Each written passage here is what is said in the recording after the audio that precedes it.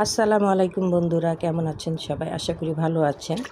এই তো আজকে আমি একটা নতুন রেসিপি নিয়ে আপনাদের সামনে হাজির হয়েছি। আমার রেসিপিটা হচ্ছে শিং মাছের পাতুরি। আমার শিং মাছের পাতুরিটা রান্না করার জন্য যা যা লাগছে, আমার লাগবে শিং মাছ। আমি এইভাবে কুচি করে নিয়েছি, ছোট ছোট কুচি করে নিয়েছি। বেশি করে রসুন দিতে হবে, পেঁয়াজ কুচি, কাঁচামরিচ কুচি। ঝালের পরিমাণটা খুব বেশি দিতে হবে। আর এখানে নিয়েছি শুকনা মশলা, হলুদের গুঁড়া 2 চামচ, মরিচের গুঁড়া 1 চামচ, আর ধনিয়া গুঁড়া 1/2 চামচ, আর 1/4 চামচ দিয়েছি জিরা গুঁড়া। সেই সাথে থাকছে আদা রসুনের পেস্ট, এবং থাকবে স্বাদ অনুযায়ী লবণ এবং তেল।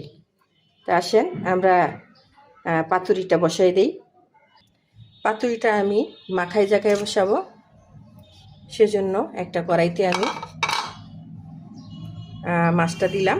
এরপরে দিয়ে দিব কাঁচামরিচ, পেঁয়াজ, রসুন কুচি।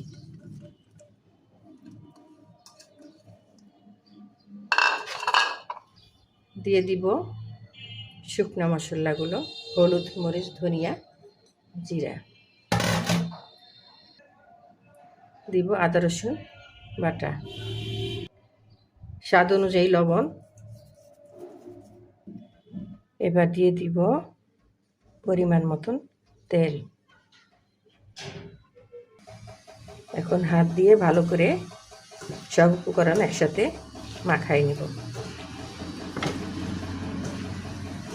খুব সুন্দরভাবে এটাকে মাখাইয়া তারপরে এর মধ্যে দিয়ে দিব আমি সামান্য পরিমাণ পানি, যাতে মাছটা এবং মশলাগুলো সেদ্ধ হয়ে যায়।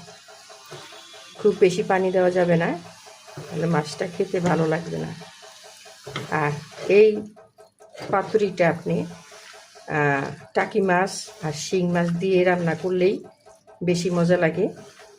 তাজা মাছের চাইতে মাছটা একটু নরম হয়ে গেলে সেই মাছ দিয়েই এটা রান্না করতে বেশি ভালো লাগে, খেতেও ভালো লাগে।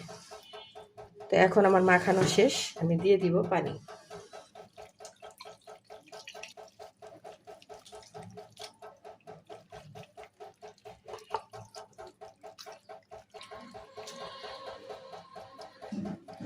আর এই রেসিপিটা রান্না করার জন্য রসুন কুচিটা বেশি দিতে হবে, আর কাঁচামরিচ, শুকনো মরিচের ঝালটাও খুব বেশি দিতে হবে।